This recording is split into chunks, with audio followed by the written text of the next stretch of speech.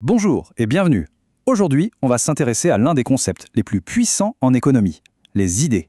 Non, pas le capital ni le travail, mais vraiment les idées, vues comme le principal carburant de notre croissance.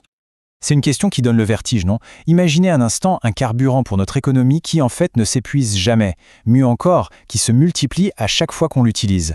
C'est un peu ça la promesse au cœur de l'économie des idées, et c'est ce qu'on va décortiquer ensemble. Allez, on plonge dans le vif du sujet. Au centre de cette vision très optimiste, on trouve l'économiste Paul Romer. Pour lui, le progrès technique, c'est assez simple. C'est trouver une nouvelle manière de combiner des ressources qui, en fait, existent déjà.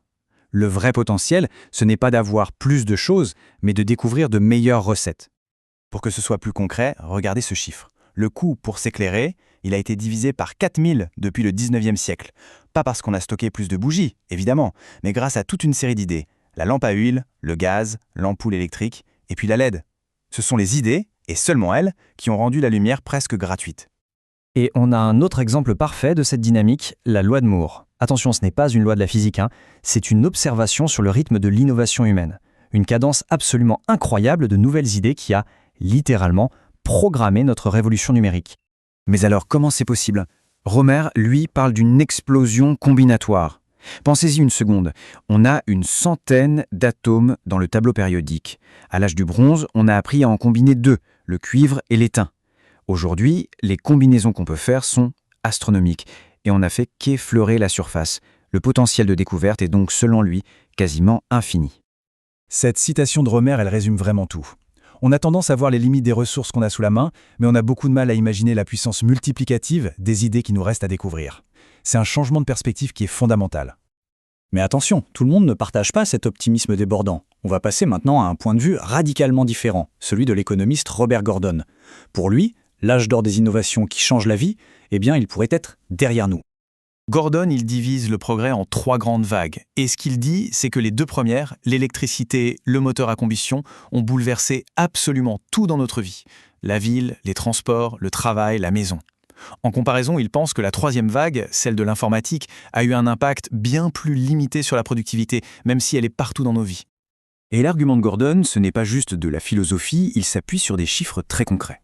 Après 1972, on observe un vrai coup de frein dans la croissance de la productivité aux États-Unis. Pour lui, c'est la preuve que les innovations qui changent vraiment la donne sont peut-être déjà passées. On serait entré dans une ère de rendement décroissant pour les idées. Alors, qui a raison?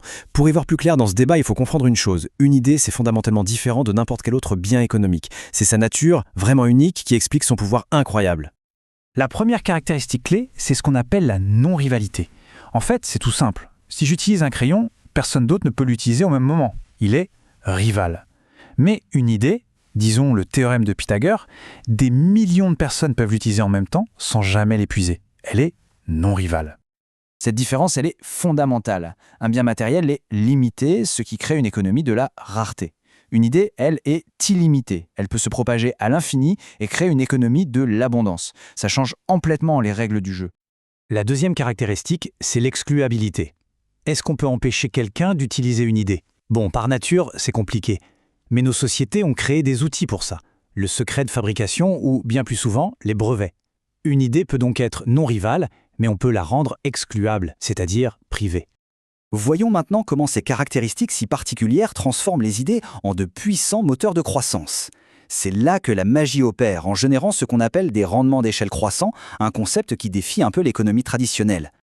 Quand une idée n'est pas protégée, elle se diffuse. Imaginez une nouvelle technique de travail découverte par une personne.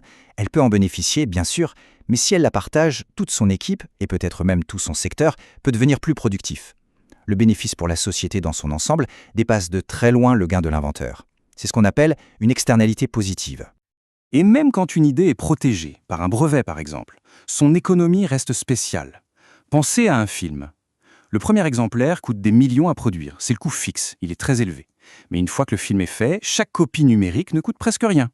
Plus on vend de copies, plus le coût de départ est amorti sur un grand nombre. Et c'est exactement ça qui crée ces fameux rendements d'échelle croissants.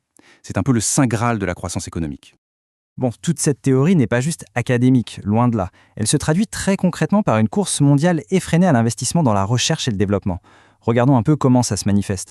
Une façon de mesurer cette course aux idées, c'est de regarder les dépôts de brevets. Si on prend les États-Unis, par exemple, le nombre de brevets déposés, qui viennent du pays ou de l'étranger, est en augmentation constante. C'est le signe que la machine mondiale à produire des idées tourne vraiment à plein régime. Et évidemment, derrière ces brevets, il y a des gens, des cerveaux. On voit ici que des pays comme les États-Unis consacrent une part bien plus grande de leur main-d'œuvre à la recherche. C'est un investissement massif en capital humain et c'est le carburant essentiel pour l'innovation de demain. L'investissement public, lui aussi, est crucial. Et ce qui est frappant ici, c'est le contraste. Alors que la moyenne des pays de l'OCDE a continué d'augmenter ses dépenses de recherche, on voit bien une stagnation en France après la crise de 2008. Ce sont des choix politiques qui ont des conséquences directes sur la capacité d'un pays à générer les idées du futur. Et voilà, on boucle la boucle, la course est bel et bien lancée. D'un côté, on a la vision optimiste d'un potentiel infini d'idées à découvrir, de l'autre, la crainte d'avoir déjà cueilli les fruits les plus faciles à atteindre. L'avenir de notre croissance se joue précisément sur cette question. Merci d'avoir suivi cette analyse.